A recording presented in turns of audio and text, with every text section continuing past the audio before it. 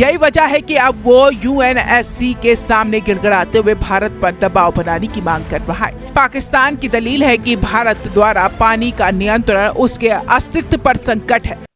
Indus water treaty को abeyance में डाले हुए 1 साल हो गया है एंड इससे दिखता है कि पाकिस्तान के अंदर थोड़े बहुत चेंजेस अब दिखने शुरू हो चुके हैं। काफी सारे प्रोजेक्ट्स भारत के अंदर आगे गए हैं एंड ऑफ कोर्स इस साल will be the real test of the game, क्योंकि इस बारी पानी हम कंट्रोल करते हैं। की बात करेंगे पाकिस्तान में जो वाटर शॉर्टेज है उसकी। जी हाँ, पाकिस्तान में बहुत खौफनाक तरीके से वाटर शॉर्टेज आजकल है, और आजकल क्या पिछले कई सालों से।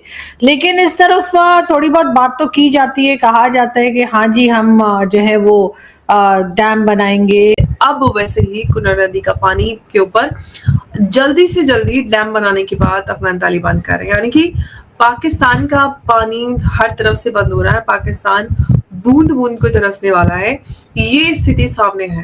पाकिस्तान के अंदर जो पानी जा रहा था उसके ऊपर मोदी जी ने बोला था मैं नहीं करूंगा, उसके ऊपर डैम बनाऊंगा। डैम बना दिया है, चालू कर दिया है, टेस्ट हो गया है। इवन कि वहां से जो पानी है कैनाल सिस्टम हमने ऑलरेडी क्रिएट कर लिया, ताकि पाकिस्तान का जो एक लाइफ लाइन था पानी उसको कट ऑफ किया जाए। उनके जो खेत हैं वो हमेशा जो हरे भरे होते थे अब मिट्टी में वो मिलने वाले हैं। सिल्टिंग मिल्टिंग के ऑपरेशन थे वो पूरी तरह से हमने कर चुके हैं। उससे क्या हो रहा था कि जब पहले आप नहीं कर रहे थे तो आपका जो वाटर स्टोरेज कैपेसिटी थी वो कम थी, तो हमने पूरे फ्लशिंग साइकिल्स अपने जितने भी पूरे रिस्टोर कर लिए हैं। स्टोरेज एफिशिएंसी अच्छी हो गई है, टर्बाइन लाइफ अच्छी हो रखी है, as a matter of fact उसके अंदर भी काफी सारे अपग्रेड्स करे गए हैं। या फिर पानी को जमा करने के लिए, पानी को बचाने के लिए कई तरह के टीवी कमर्शियल्स वगैरह भी चलाए जाते हैं, लेकिन इससे ज्यादा कुछ हो नहीं पाता।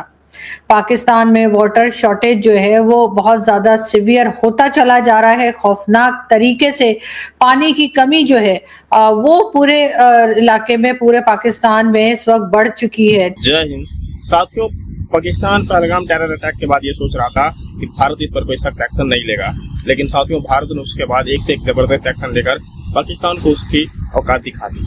और सबसे बड़ा जो पाकिस्तान को झटका लगा पानी को लेकर, क्योंकि साथियों पानी का कंट्रोल पाकिस्तान में जितना भी जाता है लगभग उस पर भारत का कंट्रोल है। भारत चाहे तो पाकिस्तान को सूखा मार सकता है, और इस समय अब यही स्थिति पाकिस्तान में बनती जा रही है। क्योंकि साथियों भारत ने गर्मी शुरू होते ही पाकिस्तान के यहाँ पानी जो है धीरे धीरे रोकना शुरू कर दिया।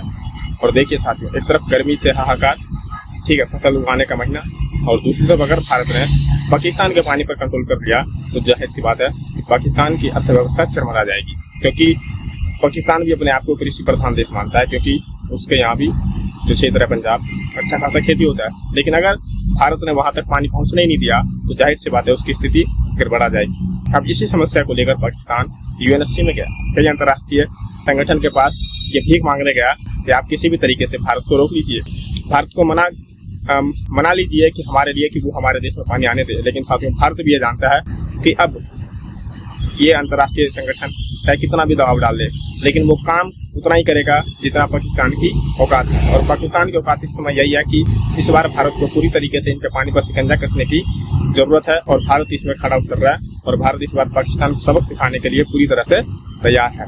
इसका रिजल्ट क्या होता है? Output stability. आउटपुट स्टेबिलिटी का मतलब आपके पास पहले तो स्टोरेज की कैपेसिटी है, उसके बाद आप कंट्रोल भी कर सकते हो कितना पानी कहां जाएगा, किस जगह जाएगा और कैसे जाएगा। बेसिकली क्या है कि देखिए पानी का बड़ा सिंपल सा चीज होता है, आपको उसको बंद करने की जरूरत नहीं है, आपको उसको मैनिपुलेट करने की जरूरत है। जब उनको चाहिए हो तो मत दो, जब नहीं चाहिए तो दो। इसके अंदर आपके पास एक बहुत बड़ा टैक्टिकल वेपन आता है। दूसरा बात करते हैं चेनाब के ऊपर। चेनाब के ऊपर काफी सारे प्रोजेक्ट्स बन रहे हैं। पकल दुल जो 1000 मेगावाट का है, कीरू जो 624 मेगावाट का है, क्वार जो 540 मेगावाट का है, रातेल जो 850 मेगावाट का है। ये बड़े बड़े प्रोजेक्ट्स जिनके ऊपर काम चल रहा है और फुल पावर में काम चल रहा है। और सबसे बड़ा जो इसका स्ट्रेटेजिक राइवल है सावलकोटे जो 1856 मेगावाट का है, और बुसरार जो 800 मेगावाट का है। अगर आप ये दो फटाफट इसको कर पाए तो बहुत ही ज्यादा एक गेम चेंजर बनेगा। It will be complete game changer as far as the Chenab is concerned. उसके बाद देखिए होता क्या है कि जो एक बुसार जो है एक बहुत ज्यादा मैटर करता है, क्योंकि एक एक फ्यू पोटेंशियल स्टोरेज डैम है ये। This is not run of the river dam, this is a huge storage dam जहां पर आप पानी बहुत सीजन्स तक होल्ड अप कर सकते हो। तो कहीं ना कहीं अगर आप देखोगे इसका 1 साल तो हो गया, अनदर 2-3 इयर्स के अंदर आपको इसका इंपैक्ट आता हुआ दिखेगा। झेलम एक्सेस की तरफ जाए तो तुलबुल नेविगेशन सिस्टम जो वुलार बराज वहां पर बन रहा है, जो हिस्टोरिकली ब्लॉक्ड है काफी टाइम से, पाकिस्तानी आके हमेशा रोते थे, अब पूरी तरह से फुल पावर फुल जोश में आगे जाया जा रहा है। यहां पर विंटर फ्लो जो है पाकिस्तान का वो पूरी तरह से कंट्रोल करता है। इसके अंदर हमारे लिए नेविगेशन, लोकल वाटर कंट्रोल, बहुत सारी चीजें काम में आती हैं and we can actually do a lot. देखिए एक चीज आपको समझाऊं, इन चीजों के ऊपर पाकिस्तान को काफी टैक्टिकल चीजें भी पता चलती थी। सीजन के टाइम पे जब भी जैसे जब डैम खुलने का टाइम होता था, अगर वो डैम सडनली बंद हो जाए तो पाकिस्तानी देखते थे कि भैया ये बंद क्यों है, कोई मिलिट्री मूवमेंट हो रही है क्या नहीं है, व्हाट इज हैपेंड। तो lot of tactical intelligence data इनको मिलता था कि भाई क्या एक्टिविटी चल रही है भारत में, without actually looking into Bharat, just looking at the water flow, इनको वो पता चल जाता था। मोदी जी ने पहले बोला था इनको भीख मांगने के लिए मैं मजबूर करूंगा, वो काम हमने कर दिया। और उनका जो वाइटल रिवर जो बहती थी पाकिस्तान के अंदर, उसको बंद कर दिया है।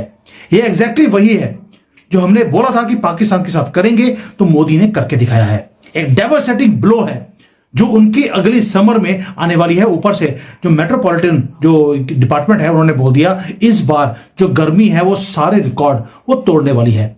ये वो चीज है जिसके लिए हम 40-50 साल से हम वेट करते रहे। हमने सिर्फ एक टूटी ही बंद नहीं करी एक रिवर की, एक मैसिव हाइड्रो इंजीनियरिंग का मेगा स्ट्रक्चर हमने फाइनली कंप्लीट कर लिया। ये वो है जिसे कांग्रेस ने पूरा नहीं करने दिया। मैं आपको एक चीज और बताऊंगा, आपको अब हैरानी हो जाएगी कि जम्मू एंड कश्मीर की जो गवर्नमेंट है और जो पंजाब की गवर्नमेंट है, इन दोनों को लड़ा के रखा कांग्रेस ने, ताकि जो वहां पर जो हम डैम्स बनाने की कोशिश करते थे कश्मीर के अंदर, पहली बात तो लहड़ू ने जो एग्रीमेंट किया था वो ये था कि 80% पानी पाकिस्तान में जाएगा, और दूसरा एग्रीमेंट ये कर लिया कि अगर हम वहां पे कोई डैम बनाएंगे तो पाकिस्तान की परमिशन लेकर हम अपने कंट्री में डैम बनाएंगे, और पाकिस्तान हमें परमिशन देता नहीं था। वो पानी जो पाकिस्तान में जा रहा है वो सारा यूज भी नहीं करते, उसमें से 70-80% पानी समंदर में जा रहा है। लेकिन भारत में जो हिंदू है उसको कहीं पानी ना मिल जाए, इसलिए लहड़ू ने उस वक्त वो एग्रीमेंट कर लिया। अब शाहपुर कांडी डैम जो डैम है, नॉट डाम, धाम बोलते बोलते धाम आ गया, जो शाहपुर कांदी एक डैम है वो पूरा हो गया है, और ये एक डेवस्टेशन करने वाला है, डिजास्टर क्रिएट करने वाला है पाकिस्तान के लिए। कहां पर? उनके पंजाब रीजन में। लेकिन हम यहां तक पहुंचे क्यों, उसके लिए आपको 2-3 चीजें समझनी पड़ेंगी। पहली बात यह है कि जब 1947 में जब ब्रिटिश छोड़ के गए तो पाकिस्तान बना के चले गए, लेकिन पाकिस्तान ने उस वक्त क्या किया, उन्होंने पानी के ऊपर कोई एग्रीमेंट हमारे से किया ही नहीं। उन्होंने क्या किया, आधी जमीन चाहिए ले गए, जमीन ले गए तो जो मिलिट्री के एसेट्स थे वो आधे ले गए।